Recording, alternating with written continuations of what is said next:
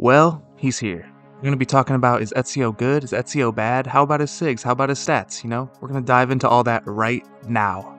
First of all, let's talk about the stats. No. Every time there's a new legend, everyone's worried he's going to have high dexterity and, well, yeah. I suppose it makes sense for Ezio since he is an assassin, he's very agile, he's very fast. He's got high speed, high dex, middle of the line strength, and lower than average defense. Sword and orb are similar to a lot of weapons in that they do not benefit from dex very much, if at all. But I suppose it makes sense with his character being an assassin, it would make sense that he has high dex and high speed. Let's move on to the signatures. Let's start off with the sword, and we'll start out with the end sig. The sword end sig is decent. It covers a fair amount of space above him. The force on the spike is decent, it's not great, it's not bad, but it is uncommon for a sword legend to have a spiking signature, so that is something that he has going for him. End sig I'm going to call B tier. Now let's go on to the sword side sig. The side sig is pretty fast, covers a decent amount of space, and it has above average force. Nothing very notable to say about the sig, definitely middle of the line, I'll call it B tier. Now let's talk about the down sig, Ezio's most unique signature. Now I'm gonna rate these separately based on their onstage and offstage properties. Down sig has a very small hitbox but very unique properties, whether you hit it onstage or offstage. It's a signature that's kinda hard to land because of its stacked hitbox. Onstage, this sig has utility as a setup sig, and it can true combo into recovery and side air. But because the signature is hard to hit and has a lot of end lag, I'm gonna give the onstage version a C tier.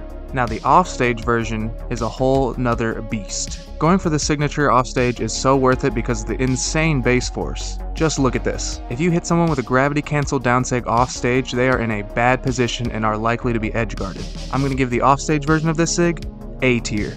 Now moving on to the orb, we're going to start with the end sig. This sig is pretty fast, but it sends at kind of an unoptimal angle, making it hard to kill until very late health. Also the hitbox is a lot smaller than it appears to be. I'm going to give this sig B tier.